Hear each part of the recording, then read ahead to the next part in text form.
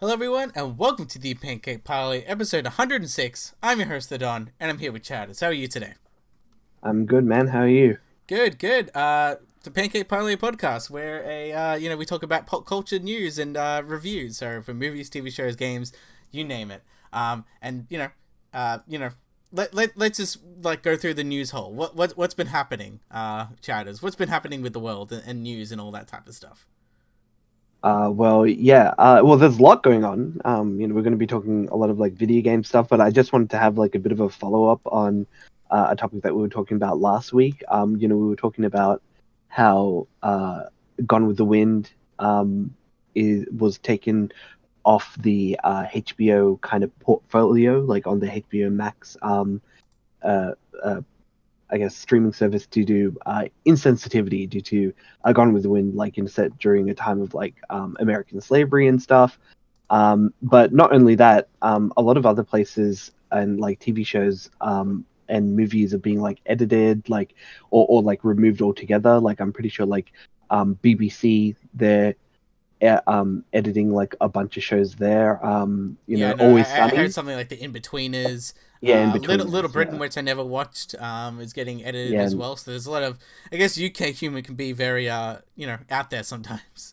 Yeah, I mean, even American humor, right? Like, I think an episode of It's Always Sunny is getting removed because it's got like the characters either in blackface or like someone is in blackface, and despite I think the episode itself being them like kind of making fun of the idea or using blackface as like a butt of the joke rather than um it being used for like the racial undertones of blackface. Obviously, I don't think any major corporation really wants to kind of meddle with the online backlash for it. But as a result, there was an article that I was reading, and apparently, a lot of TV shows and movies such as Gone with the Wind, Faulty Towers, Little Britain, piracy of these shows and movies has increased by over 10 times their usual amount due to the rising concerns of I guess censorship of these shows because it kind of reminds me of I think it was like it was 13 Reasons Why, because I think the original version of it kind of it didn't like show you, but like it did kind of show the self-harming aspect of the main character towards the end of the series, and I think because they didn't want to promote that or like self-harm and stuff, they kind of I think they removed it completely. But I remember watching it, feeling like really kind of wow, like that's how being in that position would be and would look like. Hmm. But because of the like, I guess the sensitivity around it, they removed it. But online, there are still copies of that original cut of the show, and I think Netflix themselves said that yeah, they're like constantly monitoring that particular version of it online because they're trying to take it down. But like you and me know, and I'm sure the audience also knows, once something's online, it's not truly it can never really be Once it's taken there, into it's there, and it's like, and not only that, but it's like it is a piece of media, which I would assume even before they even released the saying like, "Hey, we're gonna do this." I'm assuming because Netflix does release actually like movie like TV like Blu-ray slash DVD versions of the actual shows and content at like after like a year and a bit. So it's not always exclusively there. And I'm assuming 13 Reasons Why they've got a someone has the physical version that does have that scene because I'm pretty sure they didn't do that editing until at least like I think what until season two sort of kind of came out around that time. Yeah, I believe so. Either season two or season three. I feel like it was season Yeah, three. it was like later on where everyone's like, okay, Yeah, that was like because ages ago. season two was when they were like, oh, we're gonna make a more conscious effort to like put like like a preamble on the first episode saying like, oh, like if you have like difficulties with like or you're thinking about self harming, then like go watch it with like a parent or something like that. Um, Even though I think like it's kind of obvious that this is supposed to be for uh I guess mature age people. is still putting it is trying to put it on there just in case you do have any kind of mental health issues. You should try and seek help. But then with season 3, that's when they're like, oh, by the way, we've from memory, they're like, oh, by the way, we've edited that last episode or something. But yeah, with all the data that and this, by the way, is coming from Torrent Freak. They like had looked at I like how they're allowed to disclose all this information, even though technically, like, well, officially torrents aren't really officially illegal. It's just that there's illegal no, they're content not. on there. But it is Yeah, funny that they're exactly. just like, oh, by the way, this like Well, yeah, I mean, copyrighted thing is getting downloaded. yeah, well, I mean, that's the thing. Like, it's obviously going to have numbers online showing just how much it's these shows and movies are being downloaded. Like, for example, like they had Gone with the Wind, which surged, according to them, more than 2,200% in the US and 1,300% worldwide in terms of like global downloading. And like there's similar numbers of like increases in people showing interest and wanting to, like, for example, Little Britain increased by 1,400 worldwide and over 5,000 in the UK, 5,000%. So yeah, there's definitely like an interest in the shows Well, over the past couple of it at years. least gives me some hope that there is like a looking at preserving history, I guess, but also having the content. It's just not people who are like, it's not. It kind of goes past like I guess the political thing. Like I don't want to be too extreme, but you could kind of say this is kind of the new version of like book burning, quote unquote, where it's like you're changing content that was previously put there, and you're just kind of getting rid of it or changing the content of it. Yeah, Which like it's one of those things where it's like I feel like there's a lot more going on than just the politics side of things. I think there's just people who, no matter what type of politics they have or whatever they have about the history, they at least want to keep the original version of stuff. I think that's why like even something like the original Star Wars cuts, I feel like they always keep bringing back because I think people they just want to see Han the shot evolution of first. it. What can I say? Yeah. Han shot first. That's how it is. No, I definitely get what you're saying. Like there is a um in terms of how art is created, there are people who want to kind of preserve or have the original version of something that came out rather than something that's very corporate and highly edited for family friendliness and I guess advertiser friendliness, right? Because that's what it always comes down to. Like, and if you have like even for like a regular movie on TV, people want to put ads on movies and stuff that are going to get in big eyeballs, and if people aren't going to watch, kids aren't going to watch like adult content stuff, so they're going to try and go back and edit it for like common day sensibilities. But Wasn't this a joke in South Park like 15 years ago I'm with sure the it was. ET special edition where they replaced the guns with walkie talkies?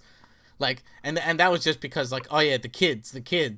And now it's kind of turned into a different thing. Where it's like, yeah, we can't show anything that like could be distressful, that was in the past or like could be perceived by.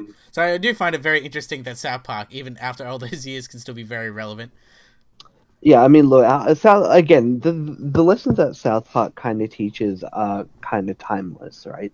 Well, ironically enough, especially given the content in South Park, it is ultimately, they have had like several episodes talking about like censorship and why it's wrong. It's just through the lens of the show itself. But yeah, I think like like obviously like I wouldn't consider necessarily like I never really watched Little Britain or anything like that, so I'm not gonna like fight for my right to watch the original version of Little Britain. But people who want to watch it should have the right to, if they want to watch it. But yeah, and I think like unfortunately with all this censorship stuff that's happening, it only really does promote people to want to pirate things more. Yeah, the It moment definitely it's makes a case more than just like, oh well, it's free. Now it's like I can't get this version. The only version to get is X. So now yeah, it exactly. kind of gives it It's another the reason than just being like it's free. Yeah, I mean, again, it's a Streisand effect, in effect, right? You try and remove something, it only makes people want to look at it even more just to see what the spectacle is all about. But yeah, like again, we'll just have to see what happens going forward. I expect there to be more changes to shows that we grew up with and love, anyways. But speaking of, a game recently came out, Persona 4, which originally came out, I think, on like the PlayStation 3 and like the PSP Vita. Yes, It yes. randomly got released on Steam the other day, and for a pretty reasonable price as well. Now, I haven't picked it up just yet, but I'm very, very much considering it because apparently it's like one of the better Persona games that have come out. Like maybe like top 3 at least. Yeah, I do find it funny how like Persona, like after the third one, I think got a lease of life. Like even technically, I didn't really know what Persona was. A lot of people didn't know until like the third one came out back on like the PlayStation 2. Because like, Well, I think 3 is like kind of considered to be the best one, right? Yeah, because I played 3 and I played 4. I haven't played 5 yet. Okay. But yeah, because like 1 and 2 are very like they're different. They're different types of RPG where it's slightly different. But yeah, 3 is like when they stepped up the game where it's kind of like it's an RPG set in school. You got these like you got these battle mechanics. So you got dungeons, but on top of that, you've got a real world like Yeah, world there's like the social sim, and you got the social sim aspect of like joining clubs, romancing people. So you've got this whole kind of thing going on. And 3 was a little bit edgy. Actually, I do remember speaking about censorship. Because the only way to summon your persona, you had these guns and you shoot yourself in the head to make these personas come out. I do remember that was actually a point of contention all those years ago. But yeah, 4 I think is like where it kind of like hit critical mass, where like I think a lot of people were just like, this came out, everyone has glowing praise of it, and even people who weren't, I guess, RPG fans, were just like, oh yeah, like I'll pick this up, and yeah. I think the big kind of interest and the kind of ubiquity of Persona 5, I think, has kind of raised the interest because I think a lot of people really like Persona 5, and given that, I think with Switches coming out everywhere, everyone's getting their hands on Persona 5 more than like this is the kind of thing that used to happen with a lot of games. Like it would just be on like a console, and so you could only really play it if you were within like the PlayStation like ecosystem. But now with stuff like the newer games that are coming out, and it's out on Switch, it's out on I think Persona 5 is out on PlayStation, correct?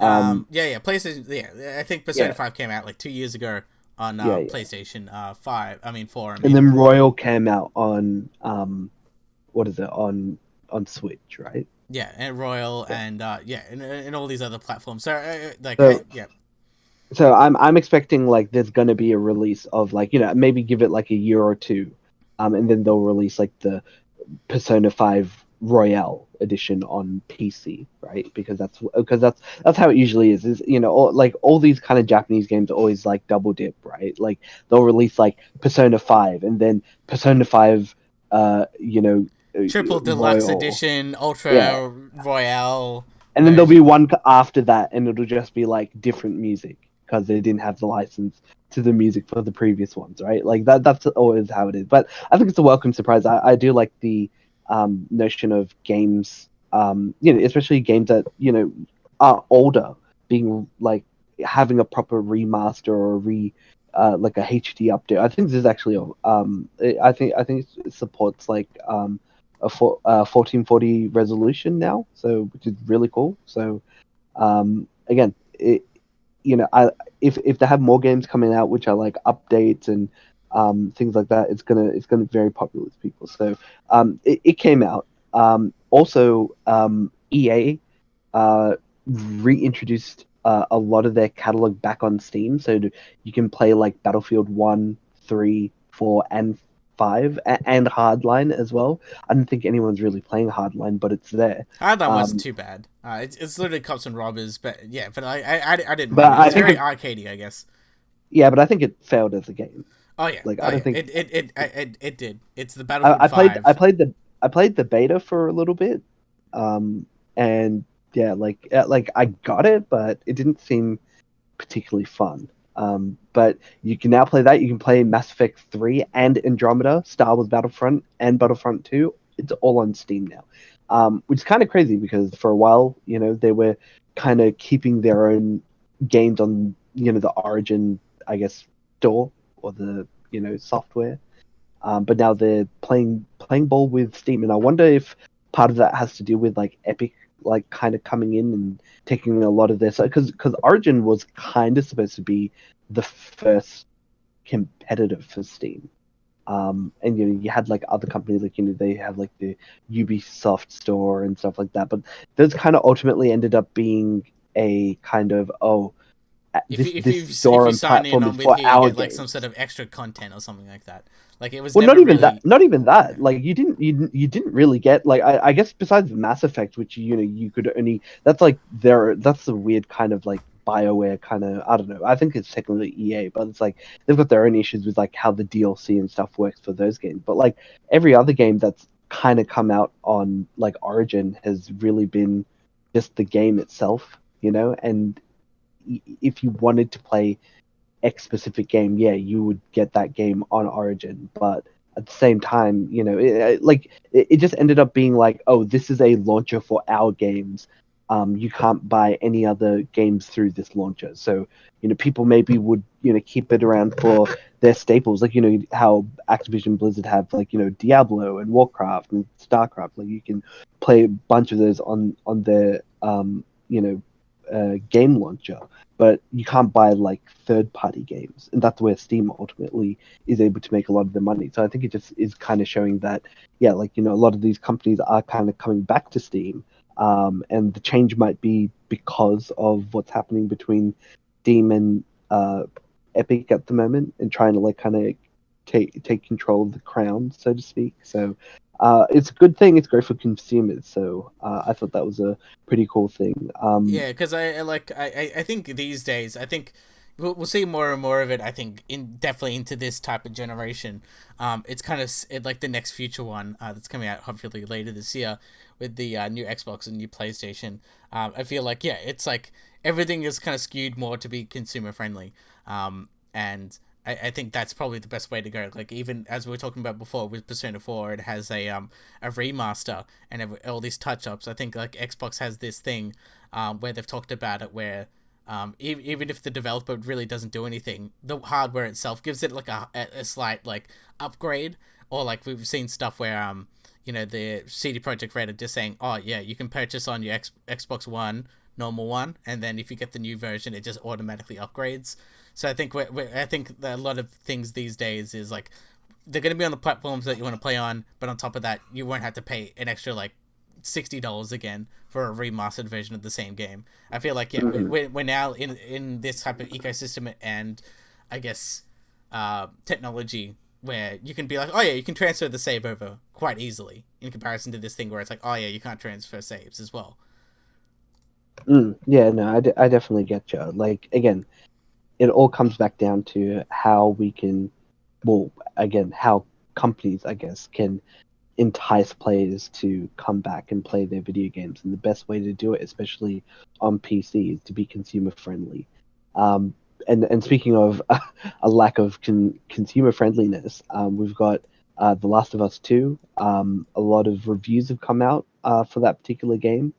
Of course, these aren't user reviews. This is just the quote unquote professional game journalists doing the review for the game. As you can imagine, a lot of it's like, oh, it's like the best game ever, blah, blah, blah, blah. Although, ironically, I think Kotaku and Polygon, I think they actually gave the game a negative score, which I think like surprised everyone, really. But Just yeah, fine, like, eh? well, yeah, but I think the main thing. I'm not gonna really go through like the reviews because you know what the reviews will probably be. But one thing to keep in mind actually is that apparently they're not allowed to. They were told specifically that they can't really talk about like the last 12 hours of the game, where probably something really significant happens. Yes, like You can. okay, like yeah, like for example, we've talked about the leak, so I'm assuming that kind of happens around at that particular mark. Yeah, But probably. still, there's a lot of stuff that I guess we don't know in that last few hours as well. Um, Mm, so like, that's true. so then there could be another thing. Well, Um, I think I, I think but either way, like with this game, it is very interesting because I've seen I guess a lot of hot takes with it.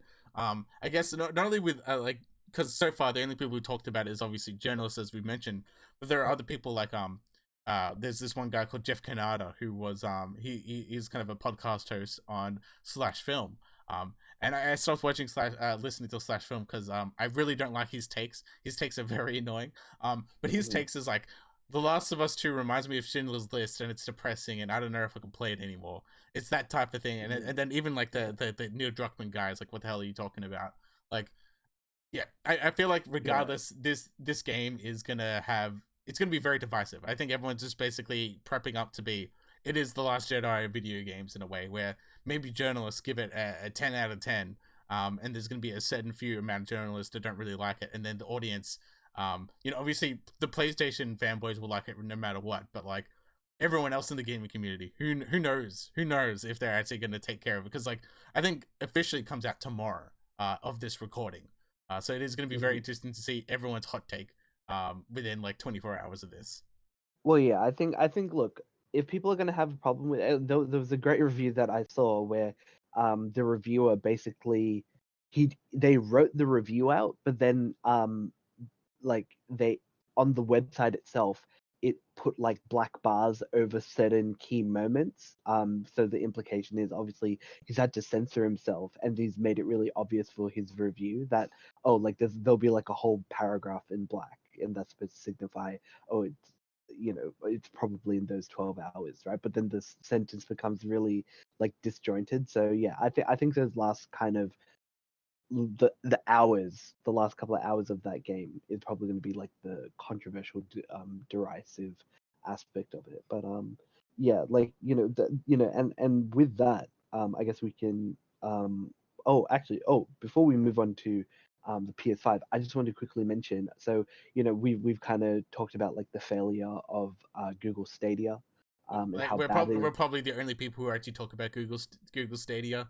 So Oh well, no, no, no. We probably are the only.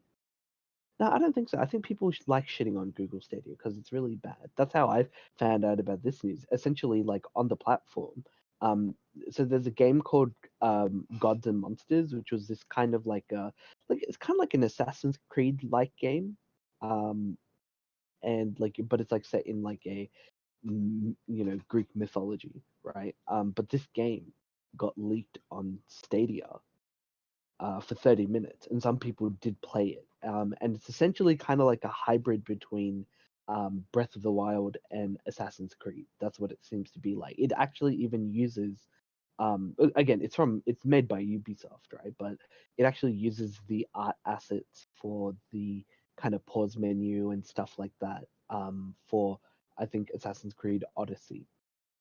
But hey, obviously that's you might as well recycle it if you're the same studio. yeah, I mean, again, those kind of things are like placeholders, right? Like that's not going to be a big deal. But it was really interesting to see that, yeah, they definitely borrowed a lot from Breath of the Wild, like with all the climbing mechanics. Like I don't know if you've played Breath of the Wild, but you've got like these little circles that kind of represents your stamina. Like it's even got like that as well. So they're kind of, and it's not necessarily a bad thing. I actually like it when games borrow things from other games in order to try and improve themselves and make it look better. So I just wanted to quickly mention that because once again, like, yeah, you think Google of all people would be able to protect your, like, I don't know, Your data. your data and or their data, right? Like, oh hey, like you've paid us to put this game up. We're not gonna release the game early in a broken I guess that's the problem. Yeah, state as well. not only that, but I guess that's the problem of having a streaming service. Maybe is that like if this was leaked somehow, like on the PlayStation Store, for example, they would have to download the game first, then play it. But since it's a streaming service, they could just have it instantly. So it's like literally an on and off button. Hmm. But yeah, Yeah, that, it would be very interesting of like, yeah, because it's semi interesting because as far as I know, this game I think I had a reveal trailer like 2 years ago, and then it kind of disappeared. So I'm assuming it's going to come out to obviously all the next gen stuff, and yeah, it'll probably be released later this year because it sounds like it's semi done, like it's pretty well, close to being done. yeah, exactly. But yeah, now we can actually get to the nitty gritty stuff. So PlayStation 5 got revealed. It's got like a billion trillion RAM and got a really expensive like graphics card or some shit like that. Nobody really cares. Everybody cares Well, about the I don't game. know. I've seen some stuff online where people were just like, oh yeah, the PC fanboys can't handle that the PlayStation 5 has better RAM than them. It's just like, even if it's true, just wait like 1 year. That's all you have to do, really. Yeah, I mean, look, I think the main thing that people like probably might be quote unquote upset about this is um once they reveal the actual price of the console, right? Because at the moment we don't know how much it costs. They're kind of playing chicken with Microsoft at the moment, just to see how much they can charge the average consumer for the game. Obviously, there's rumors like I think I saw that on GameStop or something that they've put the sale price of it for 700 USD. Obviously, I don't think it's going to cost that much, but that's what they've put in the initial pricing because they have a placeholder that they put on um, a lot of these game retailers like like EB Games and stuff like that. Like they have that already in place saying when something will be released. And yeah, I think ultimately uh, with PlayStation, they just need to stick to the games because that's what people care about. And there's a lot of really good games that are coming out from the looks of it. There's like see, it was a bit confusing for a lot of people initially. Like I wasn't too sure what to go with, but so the new Spider-Man game called Spider-Man Miles Morales, which is kind of centered off the like second, or it's actually technically not the second Spider-Man mantle character, but like at least like the most the after Spider-Man, the next most popular one. Basically, after Peter Right. Parker, Miles Morales is like people's fan favorite.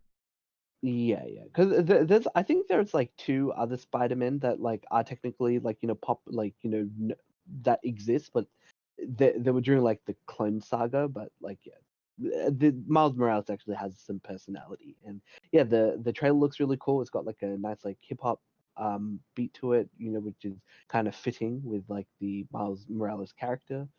Yeah, it looks interesting. But the thing is, I think it's a spin-off game, so it's not an actual like it's not like Marvel Spider-Man 2.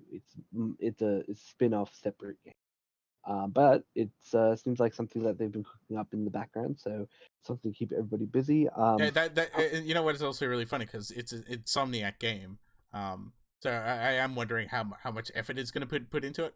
Honestly, Mm, with all the next gen stuff, I think it's just going to be no more than maybe a 10-hour type of experience. It's going to be like a yeah. fun, enjoyable experience that's like slightly different.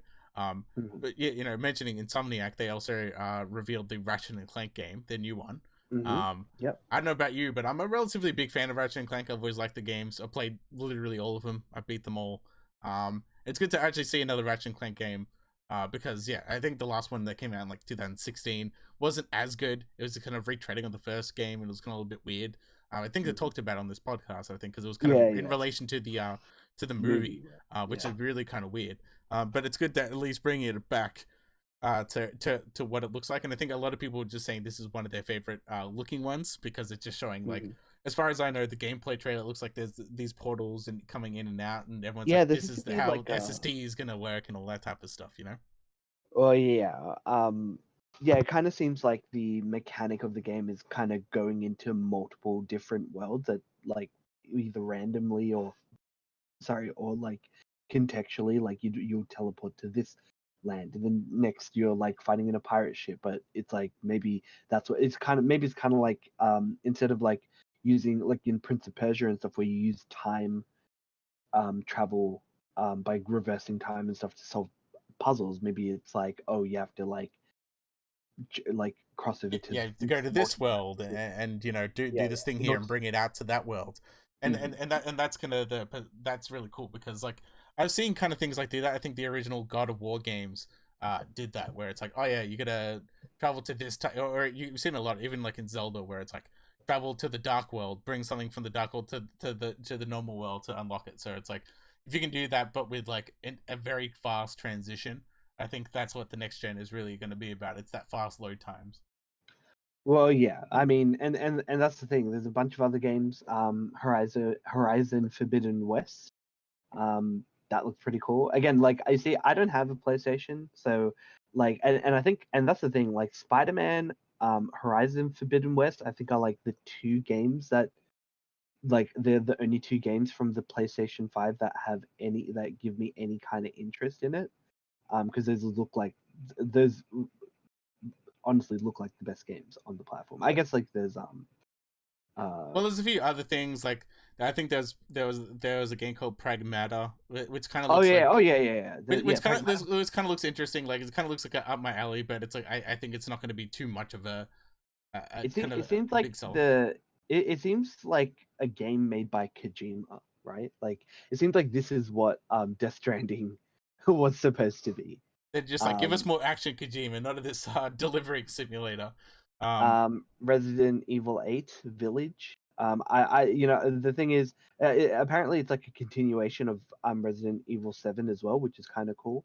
I personally like the logo. The logo is really whoever did the logo and like kind of came up with the idea to call it like Village, and it also makes like the Resident like the 8 symbol. Like it's very very yeah, cool. that's what Resident Evil 7 did as well. Where I'm like, oh yeah, that's pretty cool. But yeah, I like it is kind of interesting how I guess the modern versions of Resident Evil are going to be in first person, and this seems to be like really we're going far fantasy, like kind of Castlevania levels almost. Because apparently there's going to be like witches, vampires, and things like that. Where like I guess the original Resident Evil games are kind of more like I guess zombies or kind of like the Lost Plagueis, which are kind of like these like bugs that take over your head. So it is kind of interesting that they're fully embracing this, and as well as kind of continuing the story because you do see Chris Redfield, and yeah, because I think this is pretty much I'm assuming this is all kind of connected in such a way in the sense of like this is the most furthest future that we've possibly gone with the Resident Evil series, which I find very interesting, and like I do find it funny that like the only reason why people are pissed off that it's a first person Resident Evil game still is purely like two things. Number one, Resident Evil 7 was pretty good as first person, and the second part is because they released 2 and 3 as remakes, so all the other people can shut up, and now they're just like, okay, we can do our own experimental Resident Evil moving forward, I guess. Yeah. We also have Demon Souls. I know a lot of people have been looking forward to that particular game coming out and being remastered.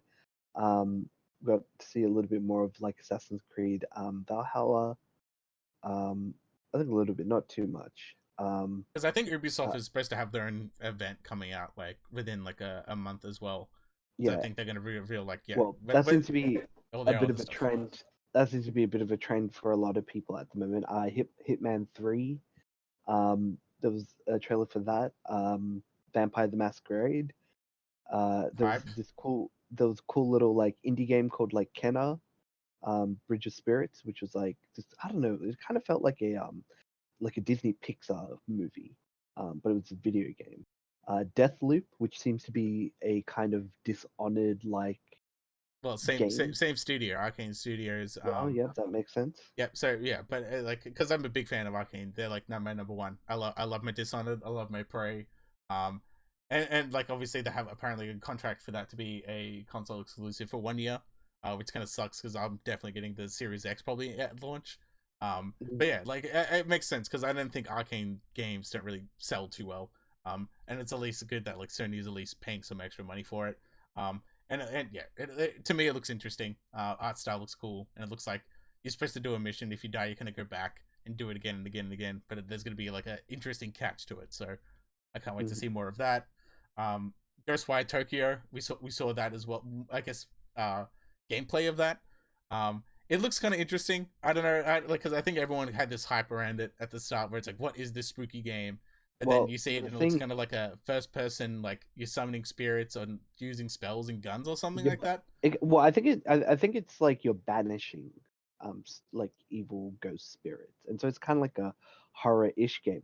But I don't know if you remember the one of the developers of this game was this kind of really like eccentric female game developer that everybody kind of really like fell in love with. I think like it was either last E3 or the E3 before that.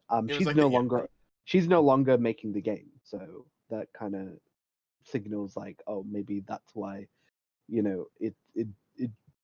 people have lost kind of interest in it because it doesn't. Their spokesperson left. Well, it's kind of like that thing is like, it doesn't look interesting anymore. Oh, it's because it's no longer being made. It's like, it's like when you hear um a game that's coming out and it's not made by like the original studio. You kind of are a bit apprehensive whether or not it's going to be as good. So yeah, like there was also just as a separate aside, there was an announcement of 13, so X triple one, whatever, I or whatever. So it's like a old. I think it came out like on Xbox, like the It's original like Xbox Xbox, and PlayStation 2, PlayStation, right? GameCube generation. Yeah. Yeah, like it's an old like kind of shooter, based around like a spy, but it was really unique because it had like these cell shaded graphics because it's technically a comic. So it had a lot of like, every time you like shoot a gun or there's like somebody walking around, there'd be a bunch of like onomatopoeias in the air. So it kind of made you feel like you're reading a comic while you're playing this shooter, and this is getting a remake too. There's which is also which like is kind of which is kind of cool because it's like I think it's one of those random games that I think a lot of people they people I think a lot of people talk about its style and how unique and interesting it is. So it is kind of cool that like I guess bring it to the next generation, but also I think people who went around that like around those years to kind of play the game to yeah, make it something easier yeah, to play. something yeah, something to do with the IP as well.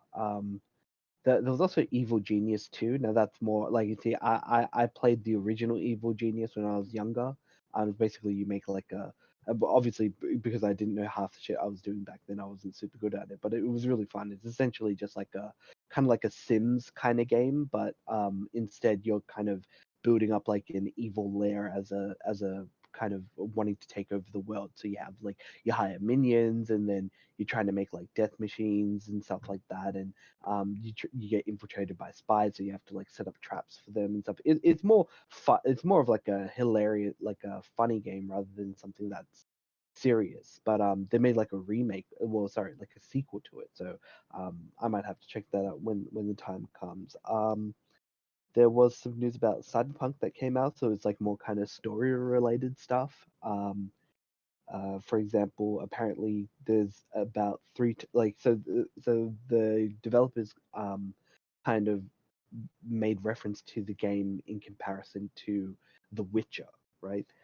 So one of the first things that they were saying is that there's going to be like less like markers on the screen, because apparently that was like a big issue with Witcher 3. Um, they also have made it that there are 3 times more ways to solve a mission than um, a mission for The Witcher. So, like, let's say there was like 3 solutions. Like the way that they did it in Cyberpunk is that there'd be like 9 ways to beat it. And the way they kind of do, and the way they're kind of doing it is, a lot of the quest design is kind of open and free flowing, but at the same time is like perhaps like time dependent because as they kind of as they say in this interview that I'm reading, essentially they factored in like, so they play a mission, and then they'd think, okay, what is the dumbest thing a player could do, and they accounted for it. And like for example, like let's say you're going to, like, you started a mission, and then, oh, you decided to like go get food because your character needs food. Like that might make like, taking that stop, and purposely going there might affect your mission ranking, or whether it's a success or a fail, right? So that's really cool that there is that kind of aspect of video, because I think that's what's missing from a lot of video games is, you'll go into a video game and it'll just be like,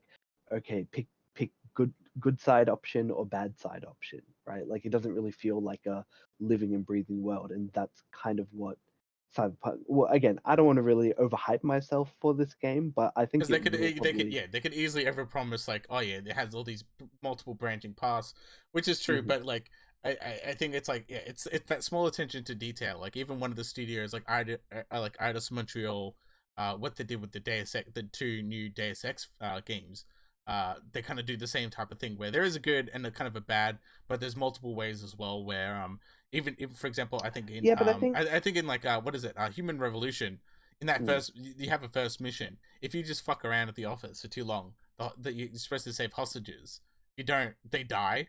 So it's not even just like, it's even just the response of not even acting. So I think there's going to be stuff as well where it's like if you get a quest and if you wait like for too long, you're going to fail it, you know? Yeah, well, I think like even like going to somewhere like they showed it in the trailer, like even like going early will make a difference. Or if you decide to like go see like work with a corporate person, like that'll end up changing what options you have like later in the game, or whatever. Like I think that's going to be the really fun. Like usually me, I'm not somebody who really likes replaying games after I finish them. Like I kind of like, okay, I'm done with this game for now, kind of thing. But with something like this, with Cyberpunk, there seems to be a lot of replayability in how you want to. I'm gonna at least play the game like 2 times, which probably doesn't sound like a lot, but it's a lot for me because I generally don't like. Same thing with movies. Like if I watch a movie, I don't really want to watch that movie anytime soon again. I'm not like an avid rewatcher. Like when Star Wars came out, I didn't go watch it like 5 times. So I didn't watch The Force Awakens 5 times. Although I think I did watch The Dark Knight a couple of times. That's an odd movie here and there that I've watched, but it was more because of like a social thing. I wouldn't go out of my way to do it, and that's the same with something like this. Like it seems to be that like the play style in the game, and how you start off in the game can be different as well. So that's really interesting, and that's the thing. Like with something like Cyberpunk, again, it's based off tabletop RPGs, where, like I said, like it gives you the opportunity to have an open world and have decisions and have your decisions matter if you're playing in a good group. And I think that's why Dungeons and Dragons has just become more popular than ever, because people are kind of seeing like, oh hey, it's just like a video game but with more choices. And whoever you're playing with, you're dealing with like the quote unquote AI in that game, and it feels more real and lived in. Whereas in a video game, it can kind of feel really manufactured and detached or really predictable. It's like, oh yep, I'm not going to use all my ammo, or I'm not going to use this or that because I know I'm going to be okay. With something like this, maybe that's not going to always be the case. Because it would be interesting to see what happens in a game like this. If you like fail a mission, will it be, oh, you restart from a checkpoint, or do you just start off from a fail state? So you fail that mission, and then there's consequences for failing said mission. That's what's going to be interesting to see whether they kind of follow through with stuff like that, or they give you the option to be like, oh look, you don't have to keep this feature on, rather than like to save reload a save state, and things like that. So yeah, so that's the Cyberpunk, and got 2 more other announcements. So they announced Star Wars Squadrons, which seems to be like a spiritual successor game to, I think like the Rogue One series, like the Rogue Squadron game, that came out from ages ago. Yeah, I don't Um, think they've made a recent one since like 2003, 5 around that type of yeah, era. yeah, back when Lucas, like, what is it, the game division was still around. Yeah, it looks interesting, but I don't know if it's going to be enough to like entice people to want to play it. I think it's going to be very dependent on how much they charge for it, right? Because like, don't they kind of have ship battles in Battlefront 2? Like maybe it's not like fully dedicated to it, like maybe this game is, but there's going to be a single player story. Um, they apparently say there's not going to be any microtransactions in it, but I won't hold my breath for that one. Like things change in a matter of days, really, these days.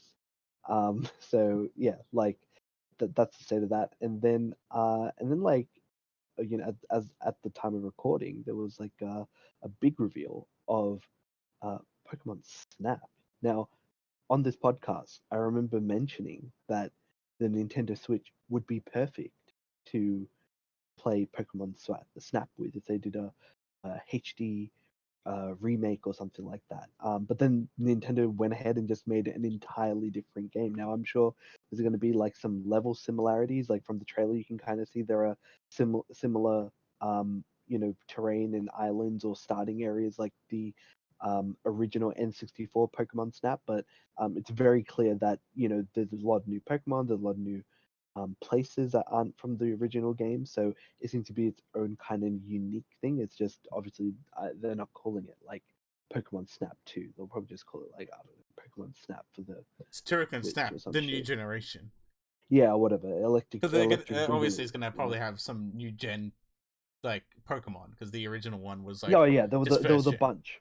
Yeah, there was a bunch in the trailer. So yeah, I think for me, like I really like the original Pokemon set, especially because it was such a simple concept too. It's like, oh, you're not actually battling, you're just taking pictures of Pokemon, and just kind of doing all the little like cool things. There was like one um I forget what it was exactly, but there was this one level where you're kind of going through like a river, and you have to kind of, in order to get like Gyarados, you have to like um hit a Magikarp in like a particular direction and get it all the way like over a waterfall, and then it turns into a Gyarados. But that was like back during that time where like the internet wasn't readily available, so you're just experimenting and just throwing apples at shit, and because there's apples in the game, or I don't know, pears or some shit, and you throw them at Pokemon and they'll either eat it or react to it, and you can take a picture. But yeah, there was all these kind of really small things that you can do to like evolve a Pokemon, or make the Pokemon do random shit like Pikachu riding a surfboard, right? There's all this random stuff in it, so I can only imagine that this game has a bunch of like really small things that you can kind of do on top of taking pictures of Pokemon doing random shit. So I'm pretty happy to hear that that game's coming out. So yeah, I'm looking forward to it. Yeah, I'm definitely Uh, looking forward to the next gen. So hopefully we're gonna get more game reveals like within the upcoming months. So I can't wait. Speaking of next generation, we've got to talk about the new Artemis Fowl movie. Now this came out on Disney Plus. This was originally supposed to be a like a triple A like movie for kids, right?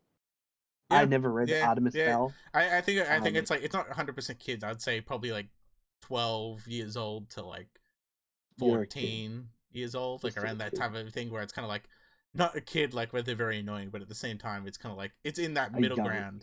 young adult. Is that what you're saying? I don't even know. That's not right Like either. I before, think like kind of semi-teen, but not really adolescents. teen. Yeah, adolescents. So basically kids. Nah, but like in all seriousness, like I've actually heard really good things about Artemis Fowl. I just never grew up reading.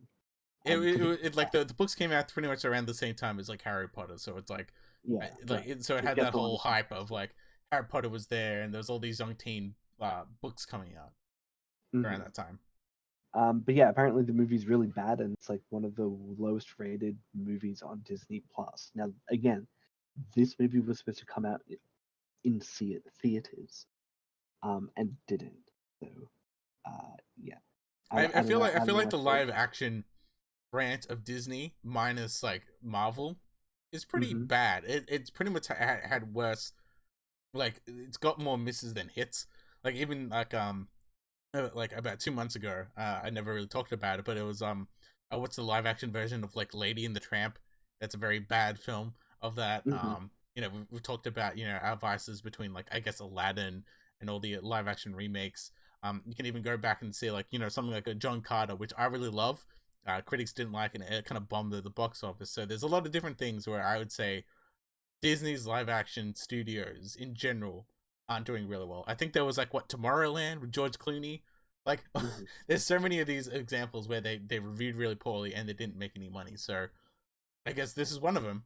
And apparently, from what I've kind of heard, it doesn't follow the book plot whatsoever, or they've kind of put their own spin on it. I guess. Yeah, they've changed it enough that it's quite different to how the character was in the original book, which I guess to me kind of it defeats the purpose of the character. Because from what I understand, it's like, yeah, he's like evil or presented evil in the first book, but then it's like revealed like, oh, he's actually not evil. He's like doing all the bad stuff that he's doing, like enslaving fairies and shit, because he's trying to like prove that his dad was framed, or I don't know, murdered or some shit. I'm kind of right, right? Yeah, Like yeah, that's yeah. kind of That's pretty much the base plot line where it kind of presents him as being kind of like an asshole, and was like, "What the But hell's this going looks like Men in on?" Black. This movie literally looks like Men in Black, It's yeah, but for kids. I guess the look of it because I only seen like the trailer and things like that. But That's the only thing I've seen as well. That's what I'm basing it on. Like, obviously, it's a really bad analogy because there's a lot of other stuff happening, but it kind of looks like it's like trying to do like kids Men in Black, and it's like, no, mate, I'm I supposed to feel be like yeah, mad at you it shit. just needed to find its own style. It's like like I think the hardest thing about adapting a book into like a movie or a TV show is kind of really if it's a good book, and if it has all the descriptions of the world, it's kind of semi easy, and then you can present that into film. Mhm. So maybe whoever was doing it and said because like Artemis Fowl isn't 100% like a kids film per se.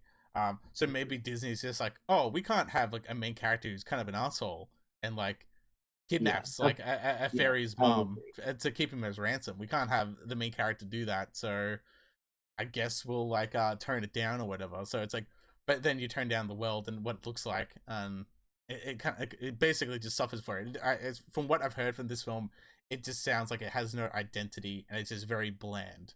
I Mhm. will probably watch it at some point because I pretty much watch everything in like a whole year span. I'm actually nearly watched all films that came out in 2019 that I personally want to see. Um, so yeah, this is gonna be one of those films at some point. Like I'd say 2 or 3 months time, I'll review it and be like, yeah, this is pretty bad. Yeah, fair enough. Um, I have no interest because again, I was about to call it Faulty Towers. Freaking again, I don't have an Artemis interest Fowl, in. yeah. Yeah. I also don't have an interest in Faulty Towers either. Oh But well, Faulty Towers is pretty good. It's like it's a British show. It's only 12 yeah, I episodes. know. Only 12 episodes. John Cleese at pretty much his finest. And it's just it's good times. I like I physically I've actually watched bought. I actually physically bought a copy just recently now, just because of oh, this whole censoring shit. Because I'm like, the I actually do like censorship this show. thing. Oh, there you go. Are you gonna get a physical copy of Artemis Fowl? No, even if they gave Wow, it out for free, I think wow. now, like Damn. especially no, especially physical versions as well. Like I don't have enough space to put shitty films in. I only buy hmm physical copies of films and TV shows of stuff I actually really like. And I think Ah, and I think that's a little stretch too far for some people because some people just don't even buy physical copies of movies or TV shows anymore. They just yep, purely that's me. rely on like if it's on Netflix, it is cool. If it's not, okay, I'm not watching it. Like, but for me, hmm I'm like, no, I always have to have this somewhere.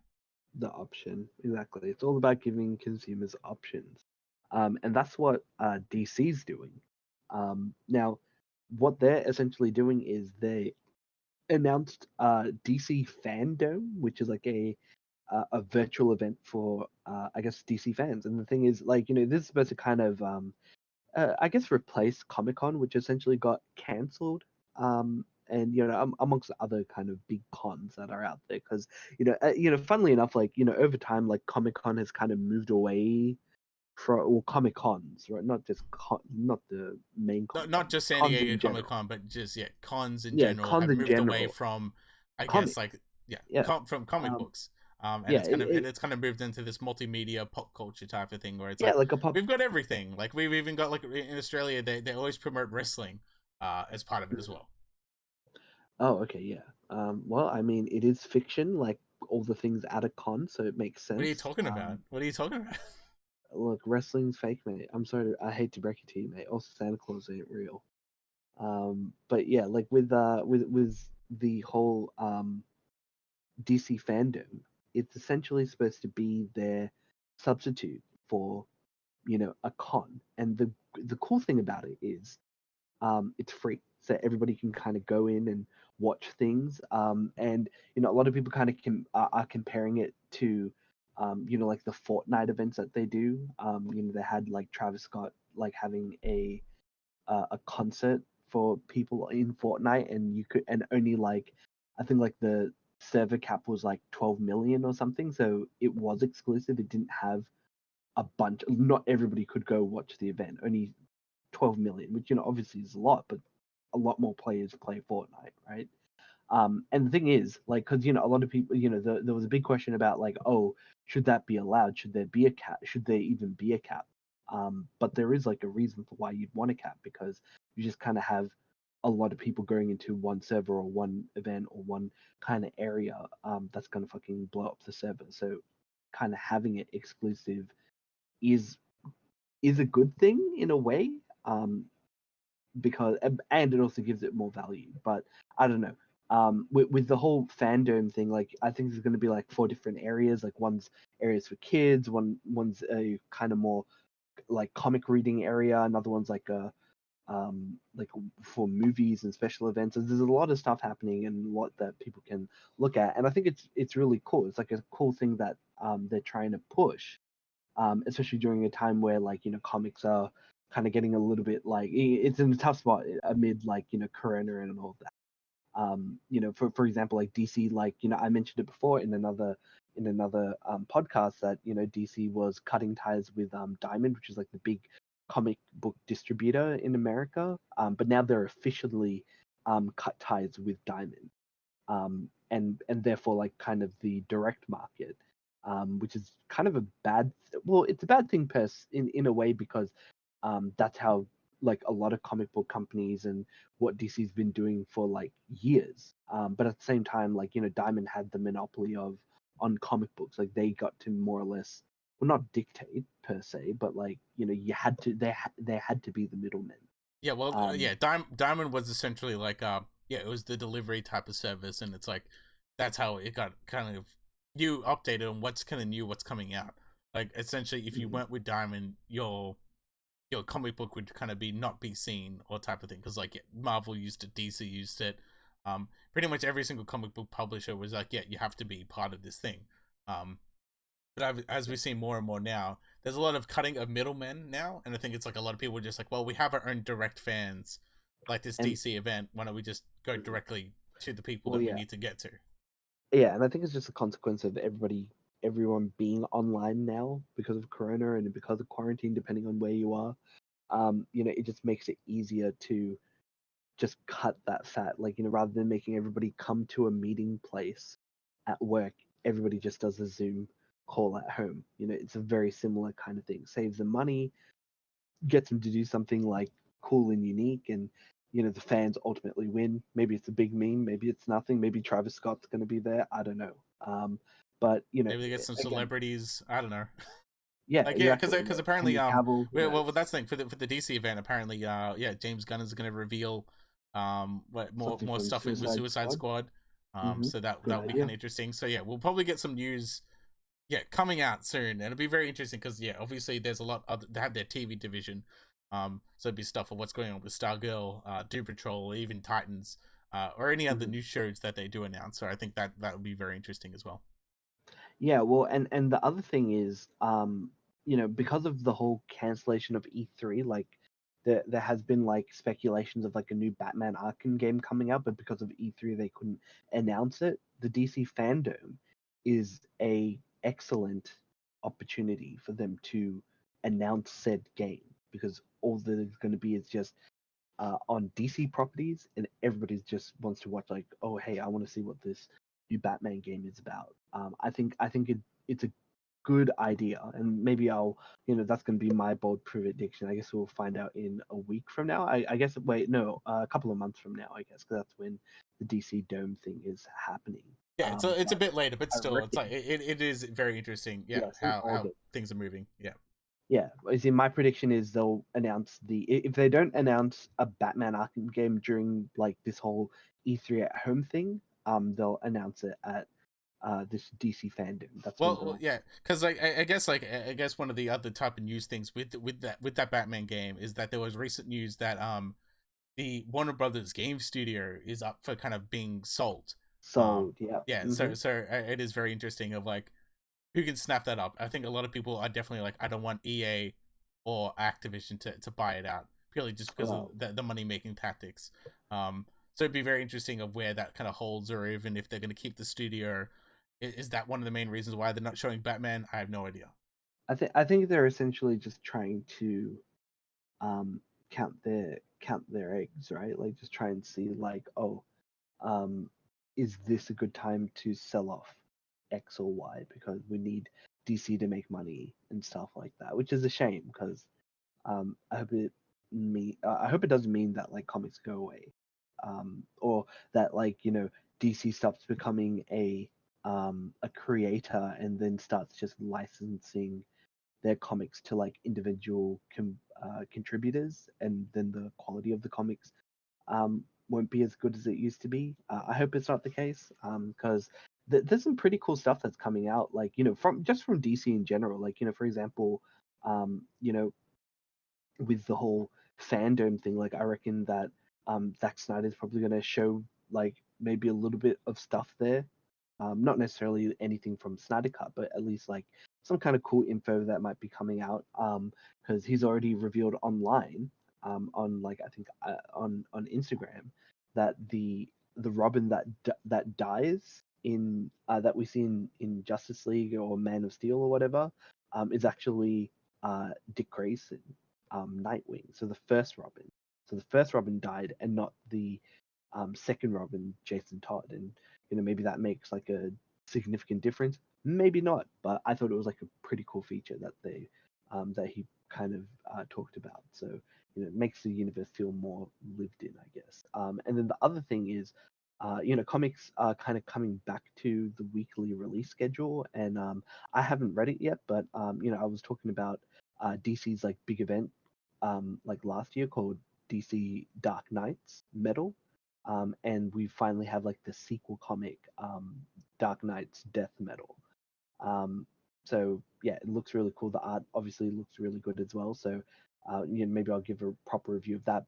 But yeah, like that's the state of like DC Comics. Like I reckon they have like a lot of really interesting books coming out. There is the odd like either really like boring or doesn't really go anywhere. Yeah, I haven't heard anything new coming out of the comic book scene in general, aside from like the industry in general. Like, what about Marvel? Like, I haven't heard anyone talk about any new Marvel comics or anything interesting that's happening in the universe. Well, that's the thing. Like, DC has been trying to stay quote unquote relevant within the, I guess, direct comic book marketplace, because they were like during the initial shutdown, like they weren't releasing many comics unless it was like a side distributor or something. But after things were, I guess, relaxing a little bit, that attitude kind of changed as well. And they started, and like I mentioned, there was a bunch of they're called like DC First comics. Like they're just kind of these online kind of exclusive comics that you can kind of read, that are pretty good, like Superman, Man of Steel, Batman, Gotham Knight, Wonder Woman, Agent of Peace. They're just like their own kind of separate continuity or something. That's what I gather from it, and you can just read those. But yeah, there's a lot of stuff happening at DC. With Marvel, they seem to be a lot more slower, because I was reading a bunch of X-Men comics, but there was only just one. There'd usually be like maybe two, and it would be like for like on a weekly basis they'd be like something was coming out, but it wasn't the case. Like unless you knew some actual mutant people who can like sneak you like an early copy of like the X-Men books, right? So yeah, there's stuff happening in comics. It's just everything's in a bit of a flux now, because yeah, like people aren't really. Yeah, everyone's trying to figure out like, is everything safe to reopen? When are we allowed to see movies, or like when's the normal schedule coming back to normal? Exactly. But yeah, that's all the news. I'm just going to talk about one thing that I have been watching, which is Star Wars Jedi Temple Challenge, which is essentially like it's a kid show. It's a kid show. That's what it is. I think you just have to be like, you know what? It's just a kid show. Sure, I'm old, but I watch a kid show. Yeah, because it's fucking hilarious. So so there's, I don't know if you ever I know you have, but for the audience, I guess, I'm actually not sure. It was like pick your face or a maze. Amazing, yeah. But that's for us, Australians. Yeah. I think for like something like Americans, what was it like? I think it's called Double Dare. I think that's why they called it in America, where they kind of have these obstacle courses / challenges that are kind of physical in nature, but there's also like I guess quizzes and things like that you need to guess stuff. Yeah, I'm sure there was like stuff from like Nick Jr. or like Nickelodeon cartoons. Because they had the slime, I remember. Like I'm sure there's like shows like that where like you had some kind of challenge, and it's just like a competitive TV show where like kids are the contestants, and that's what essentially this is. One of the really cool things is that the voice actor and I guess model for Jar Jar Binks, he's the host of this show, and he's basically the best part of it, because he's just like has all these like witty lines, and like obviously they're talking to kids, and does it do the Jar Jar voice? No. He's like he's like an original quote unquote character. He's like a Jedi. Okay, gotcha. So it's kind of like, you know what? I never want to touch that character again. Just give me something else in the Star Wars universe. Well, yeah, now he's a cool Jedi dude.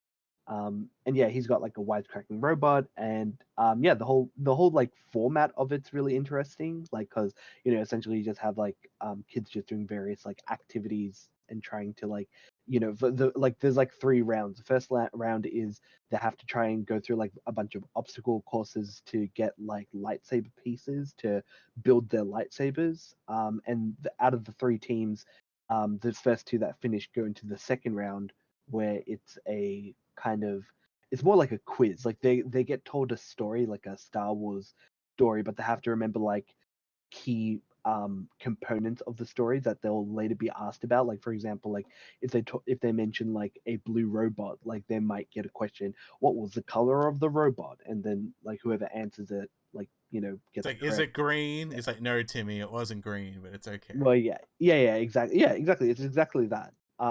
And yeah, like whoever wins that then goes to the final challenge, which is like this huge obstacle course. They have to solve like a bunch of different um things. But the cool twist in it, like I think like the first puzzle they need to solve, midway during, like if you don't solve it like straight away, which is not usually the case, there's like somebody there's like the dark side will try and tempt you to skip it. Like it gives you the option of, oh hey, like instead of like wasting time on this puzzle, you can press this button and you can skip it, and that's like, but that means that you'll later be punished in the next puzzle or something. So like Oh, for good. So it's a example, good risk reward going on. yeah, like for example, I think like the because there's only 3 episodes out. In the first one, they didn't choose the dark side. They chose not to listen to the dark side option.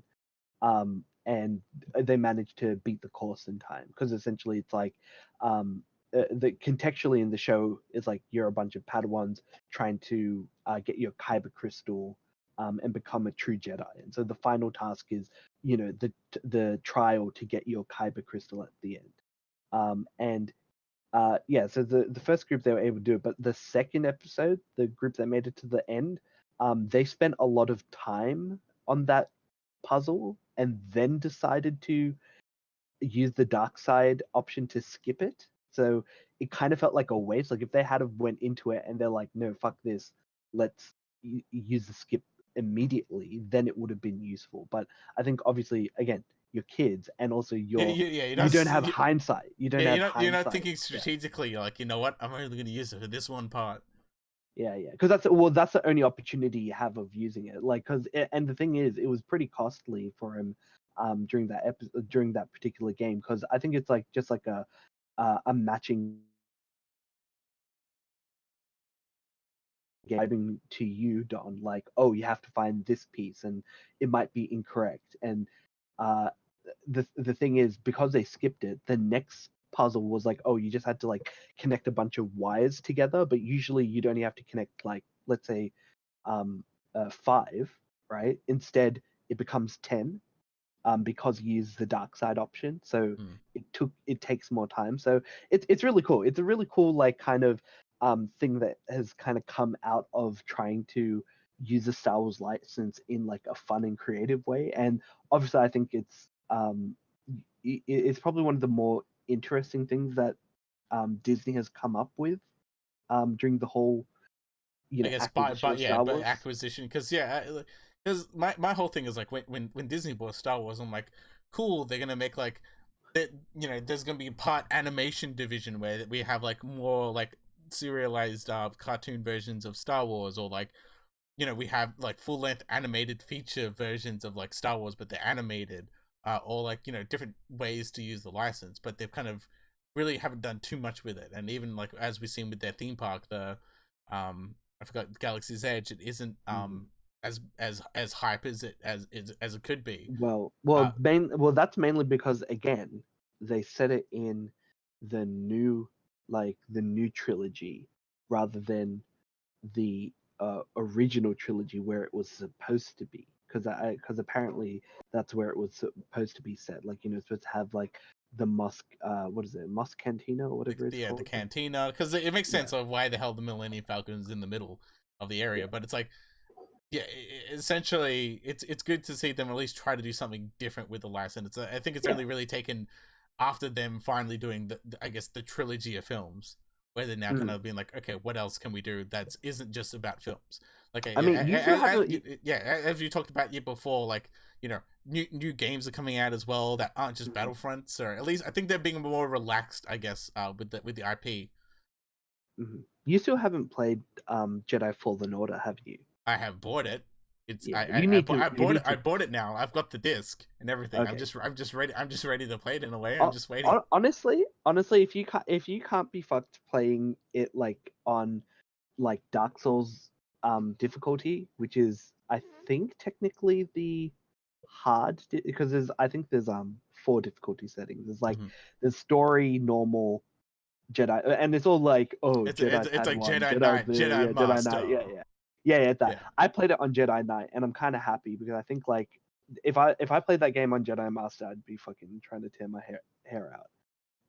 Because yeah, I think Jedi Knight is a good balance of like being strategic, but then not.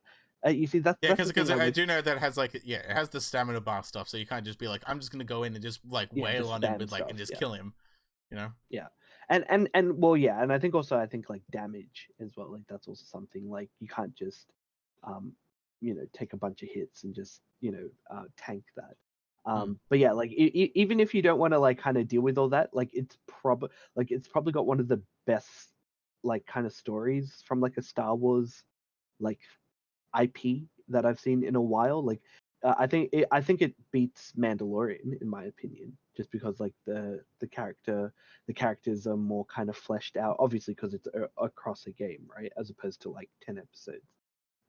But I reckon it's really good. So it's worth playing even just on like story mode or whatever it is, just so you can like blast through it, because it's probably going to become like the Mass Effect with its sequel in a way. Yeah, well, either way, I'm pretty hot for it. So yeah, I'll probably play it within the next month, I would say. Yeah. And then the other thing that I've been watching this week was Brooklyn Nine-Nine. I've been meaning to watch this show for ages, but I just kind of was like, fuck it, I'll give it a go. And I'm addicted. It's really, really good.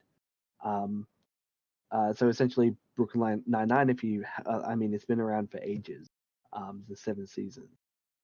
But essentially, it's a procedural like cop comedy, set in New York City in a police department, like the 99th precinct.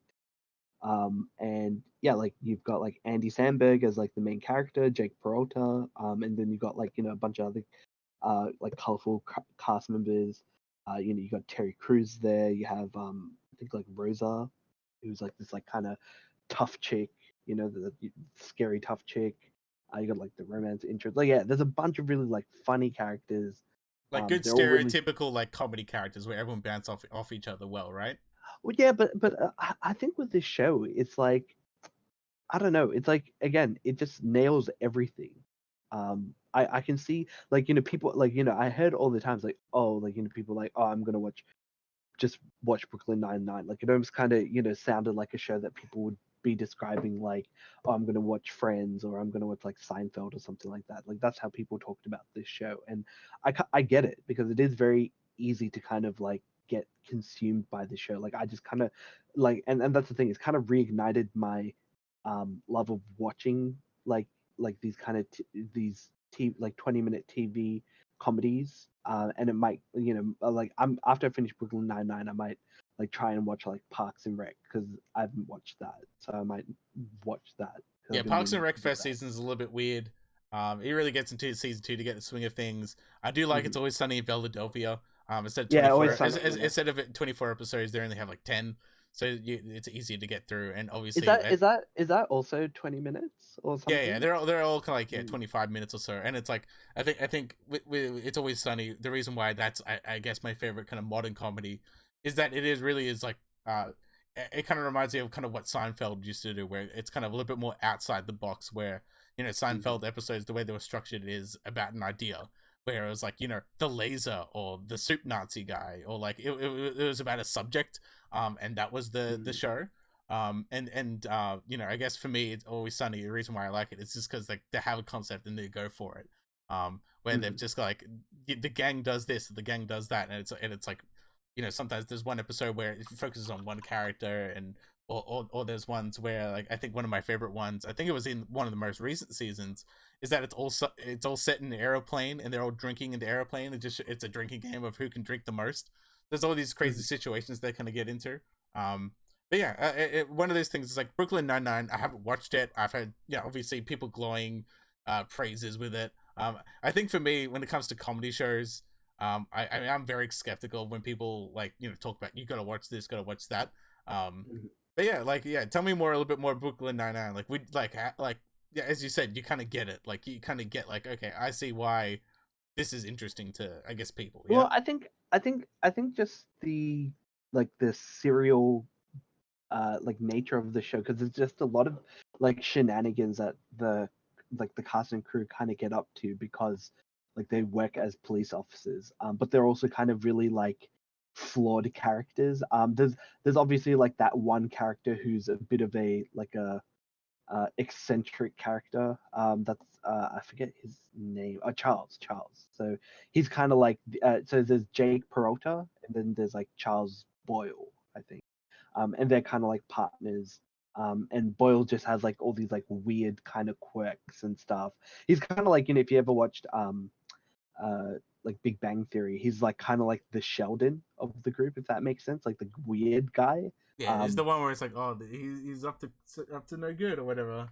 Yeah, he's kind of like that character, but obviously not as like annoying. Like it's like none of the characters really feel like super annoying as well. Like, yeah, like they're assholes, but like eventually over time you're like, oh, like for example, like probably one of the funniest characters is like the captain, and he's just like this like no nonsense dude, like when they initially introduce him, but over time like you just kind of see him like just like cracking jokes and like just fucking with like other members of the cast as the show progresses. Like, I just don't like, again, it's not like I'm gonna ruin any episodes by describing it, but I think it's just one of those things that like once you start watching it, and the fact that they have like, I think the first 6 seasons on Netflix as well, Australian Netflix specifically, and yeah, like it's all really fun. And like, yeah, Terry Crews's character, he's like just like this really muscly cop,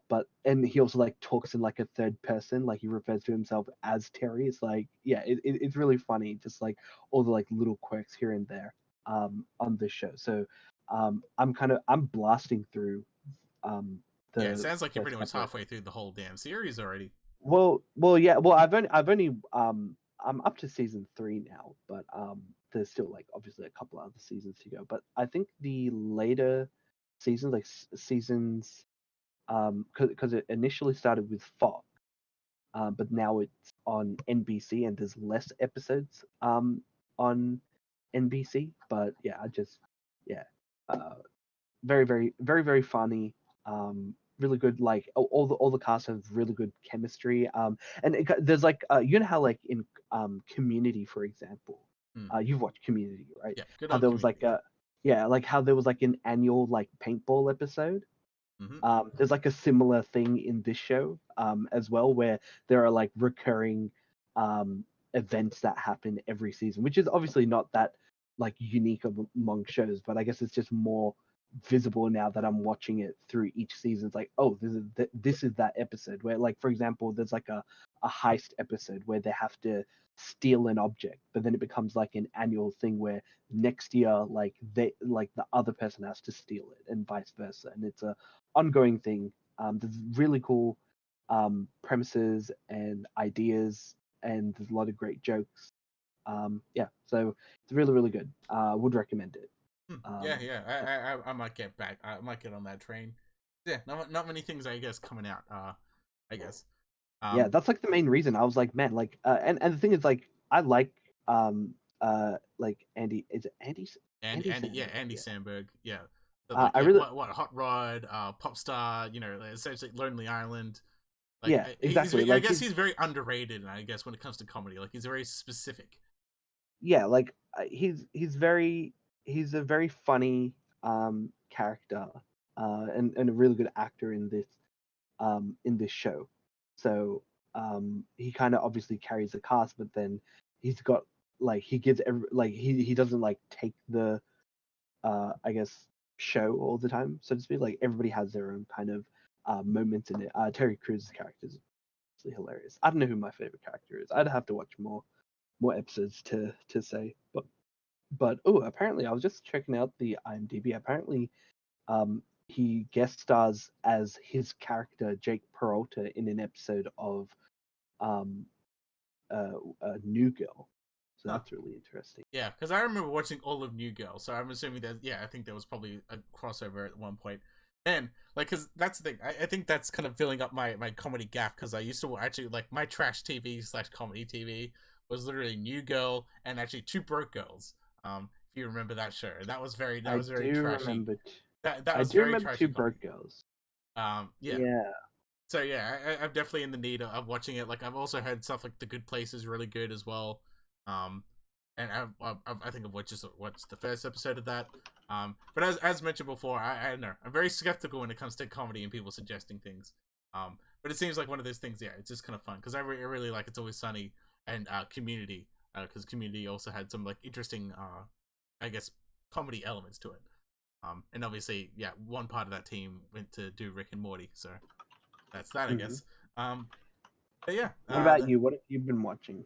yeah. So I've been watching a movie that's actually #1 trending on IMDb. And I've heard a lot of people talk about this in my sphere, aka I guess all the girls that I talk to, they're just like, you have to watch this show. I mean, this movie. You have to watch this movie. And I knew it was trash going into it. Because even the people who've watched it and they sing its praises, quote unquote, they're all just like, oh yeah, like this is a trash film. Like it's written by like a 13-year-old girl who doesn't know what to do, basically. And the movie is actually on Netflix, and it's called 365 Days.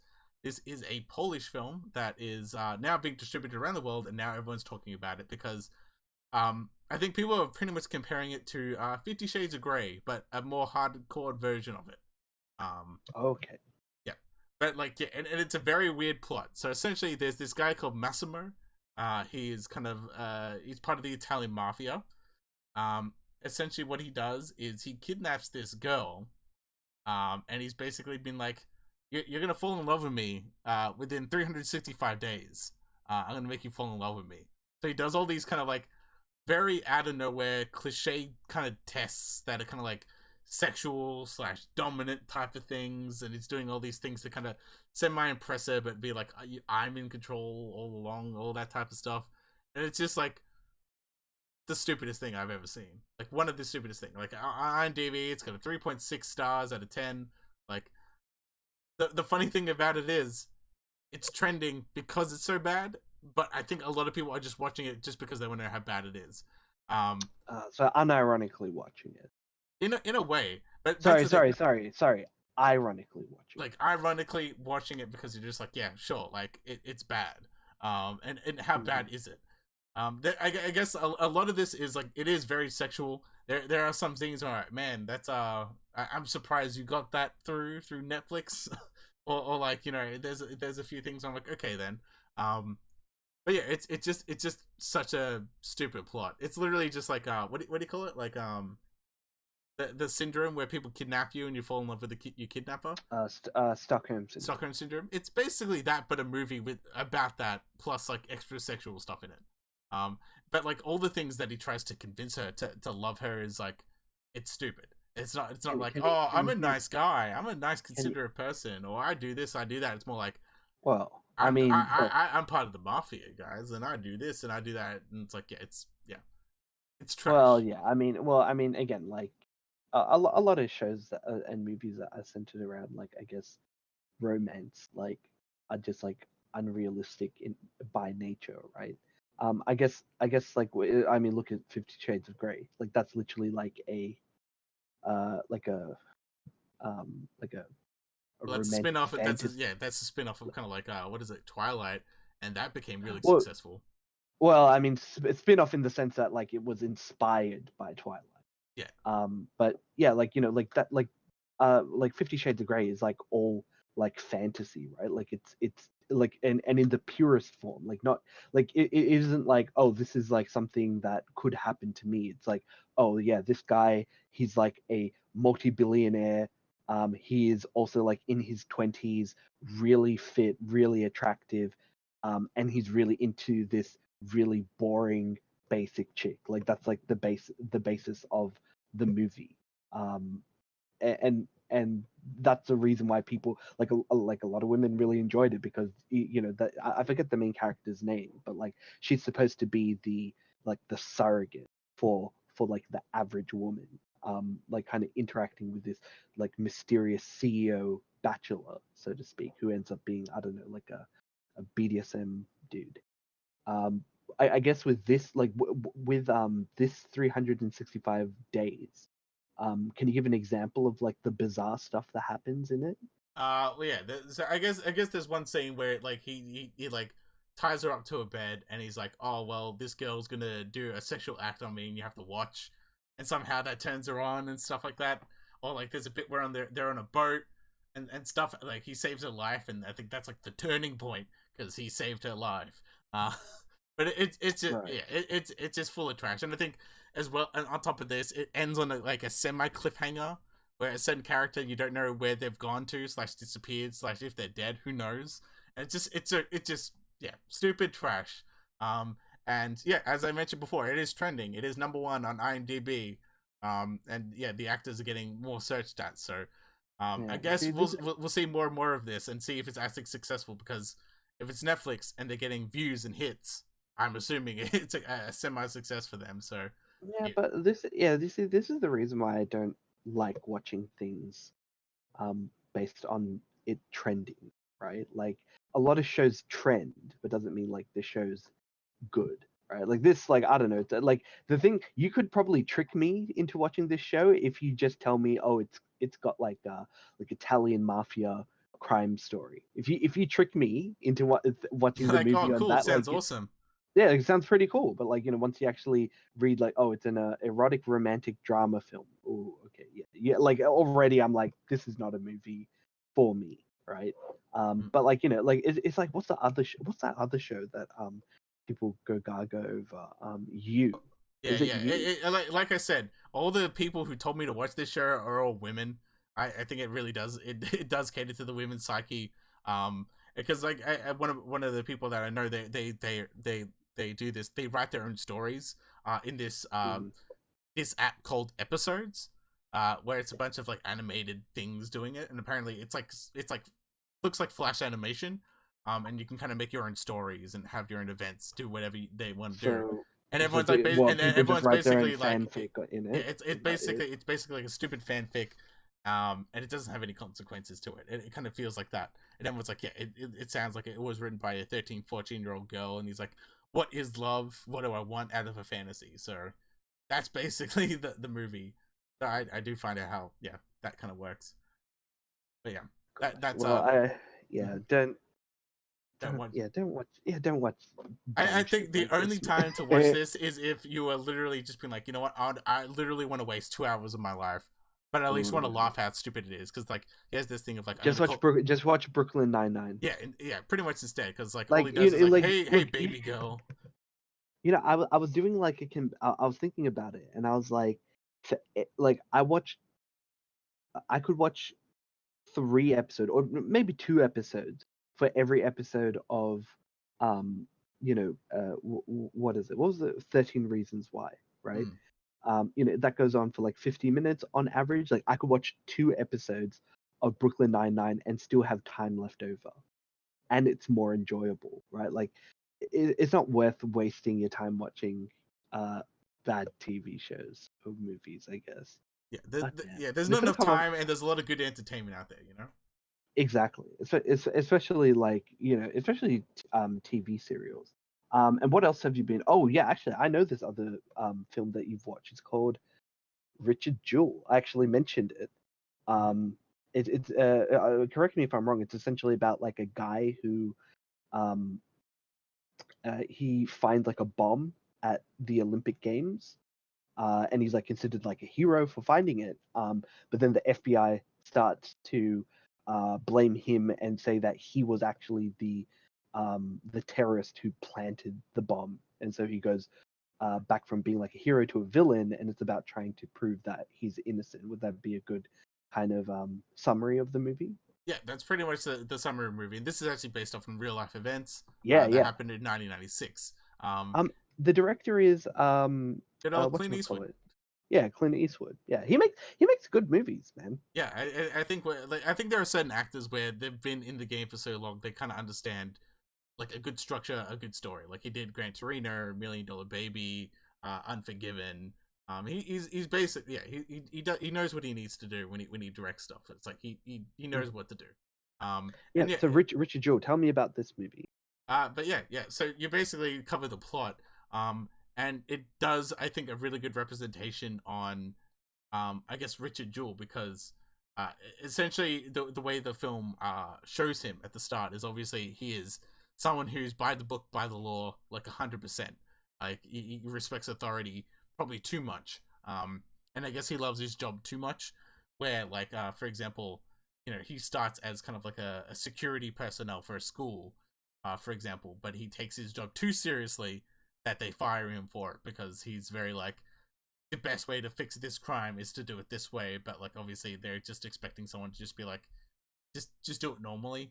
So it kind of starts off in it's like, yeah, this guy's a kid, like, just send him to detention or yeah, something. so basically he takes everything so seriously, so that's why people find it very hard to, I guess, kind of believe him, because I guess the way he acts and the way he sounds is like he over exaggerates things, or like he wants to be like like the way they kind of frame it is like he kind of wants to be that movie. He wants to be Clint Eastwood, for example. Oh, like he wants to be the hero, so they think that Yeah, he planted the bomb and stuff. yeah. So that's kind of the way the FBI kind of frame it in such a way where it's like I think they gave a result of another bomber, where they just basically said the person who found the bomb is also the person who bombed the place, so that they get the fame and accolades of finding the bomb and saving people. When was this movie set in? Was it in the 80s or the 70s or No, 1996. 1996? Okay. So it's 'Cause like relatively recent. No, because you what was that? You know how there was a movie? Sorry, not a movie, a TV series on Netflix. About like the FBI coming up with like serial killers. I forget what the Manhunter. Yeah, Manhunter. When was that set? That was definitely set in like the 60s era. Yeah, Yeah.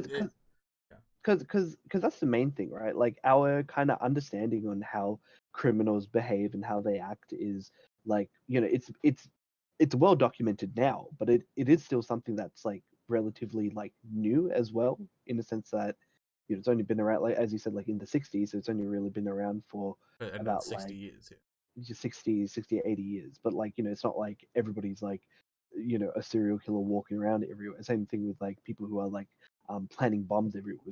We're still figuring out like exactly how to pick and choose things, and we're just getting better at it because we've got like computers and algorithms and prediction models and stuff like that. But you're like, yeah, like it is kind of scary, like as a topic, to kind of see that, oh well, the FBI basically like threw this dude under the bus.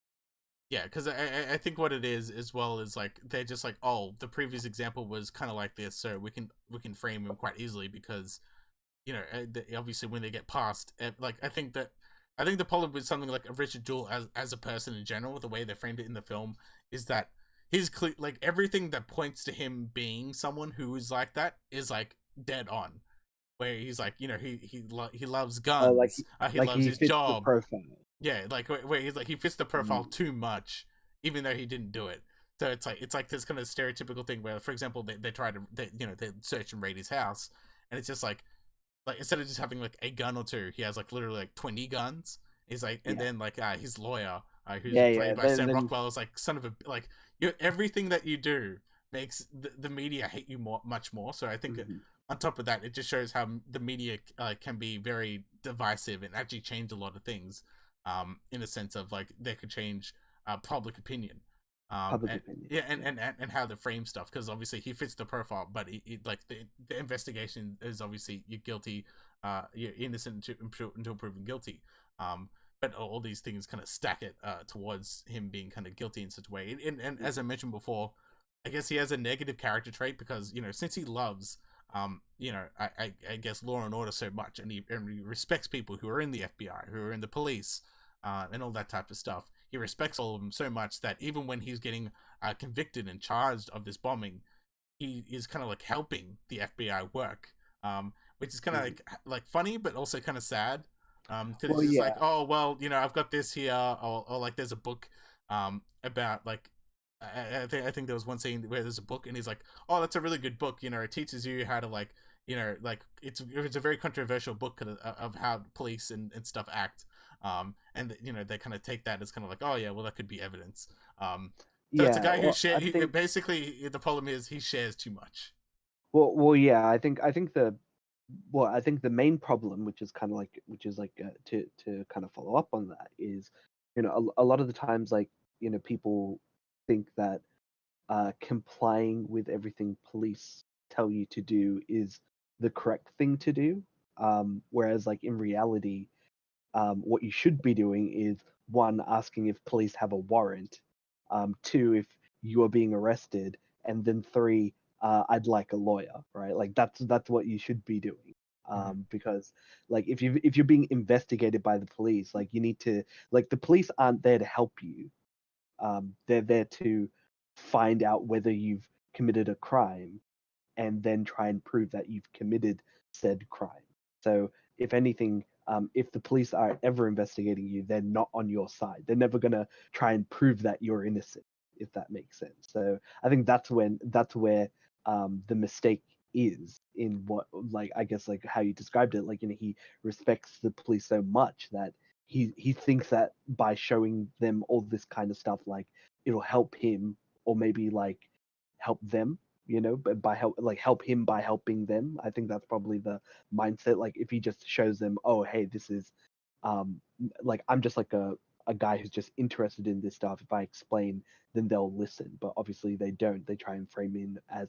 And the thing is, like, I because, yeah, that was, like, the really interesting thing about um this movie, because, yeah, like, it is supposed to show the fact that you shouldn't have, like, because, in a lot of movies, like, you either have, like, police being like heroes, they're saving people, they're always in the right, and then you Mm. always have, like, or you have, like, the same thing with, like, the media. You have, like, a investigative journalist who's, like, going, like, one of the classic examples is, like, Lois Lane from, like, the comics, right? Like, she's like a multi, like, award winning, like, journalist. She's supposed to be like the top tier that everybody's supposed to look up to, right, to be a journalist. But, like, the reality of the situation is, not all journalists are good people who write good articles, and same thing with police. Not all police are follow the law and abide by it. Like, again, like, this is part of that's part of the reason why there's all these issues in America at the moment, because people are losing faith in, I guess, the government and, like, institutions. And I guess movies like Richard Jewell is supposed to kind of remind you that, hey, like, you shouldn't just, like, like, accept everything people tell you about anything. You should always like, think for yourself and try and you come up with ideas, and and come up with your own conclusion in the end of the day. Yeah, yeah, um exactly. Because even like, there's bits of this, like for example, one of the main reasons why this kind of blows into this big media thing, is because of the media. Who's played one of the characters played by Olivia Wilde, where she just, mhm. she gets the scoop that the FBI is trying to be like, oh yeah, he like Richard Jewell's under investigation. She leaks it out to the press and be like, yeah, he's number one. Um, and then she doesn't care about him personally or anything like that. She just cares about the story, the scoop. It Mhm. just shows that, like, sometimes these people are your enemies. And even with like the FBI, they do these things because obviously they have some sort of quota that they need to fill, or like they need to to provoke the unrest. So they're just like, okay, they even try to do, they show it 2 or 3 times in the film where the FBI try to, I guess, try to get try to fake the evidence, where they're just like, can you yell like this plant really evidence. fast? Can you yell it in the tone of the person that we got the tip off from, or like, can you give us like a statement going this way? So there's a lot of things where it's like, and I think we've heard it around before, but it's not, you don't really hear it as often. Where it's like, something like the FBI, for example, they don't they don't really care too much about who is actually at fault. I think they actually more or less just care about like being like, okay, we fixed the problem. I think that's kind of for the problem with the FBI is mostly optics, and that's generally what you get from this movie is like, once again, don't trust everything that you believe, and things like that. But in general, like if we're going to talk about the film, actors do like, every actor in this does their best. Like the guy who plays Richard Jewell, who looks pretty much dead on to him, does a really good job playing like an innocent guy. Sam Rockwell plays his lawyer. He plays like kind of like a guy who's kind of like kind of fallen down from his graces, but he kind of wants to do the right thing. You've got people like John Hamm playing one of the FBI agents, and he's always like really stern and up there. And you even got Richard Jewell's mum, who's played by Kathy Bates. Really great performance by her. She does a really good job of kind of being like a mum who's kind of scared for his son. And the media are out to get him. So yeah, I wish I saw this. I wish I saw this recently, because it would have definitely been on my top 10 when it came out last year in 2019. I think it's a really solid showing that I think it just kind of went kind of flew under the radar almost. Well, yeah, like I mean, you didn't even hear about this film until I told you, right? Like I thought like you of all people would have heard about this film because I know Yeah. you're definitely more like auteur level, like more of the like kind of good films coming out, and you hadn't heard of this film, and I was like, man, like I've been meaning to, and now I need to watch this film because it seems really up my alley in terms of all these kind like I think it's been a while since we've had like a really like a thought-provoking like show that kind of shines like a light on how society kind of views certain topics and issues like that. Again, this is the whole reason why I was saying like there's a lot of things in this movie that still relate to things that are happening right now, Yeah, even though because this I happened literally in the watched it. Yeah, 90s. I literally watched it. I'm like, man, this is semi-relevant, and people not trusting authority. Yeah, It so is quite authorities interesting. and media, like that's what's happening like in America now. Like people, that's where the whole thing like fake news, like all that kind of stuff comes from. Like the idea of people questioning people and like authority figures. And again, like this is like when I was reading Watchmen, like the actual graphic novel, like reading it, I was like, man, like it's funny how things in this comic is still stuff that like politically people are still trying to deal with like even now, and it exemplifies all the problems that's there. But yeah, that's really cool. I'll need to watch Richard Jewell myself. Yeah, absolutely. I think it's one of the bigger, I guess, semi surprises slash like small hits. Definitely of 2019. But yeah, that's going to be us for this week. Remember, you can always listen to us on Spotify, iTunes, Libsyn, and our YouTube channel, Marketing Movies. So until next time, may Henry Cavill be in the DC Universe, event. So until next time, see ya. Catch ya.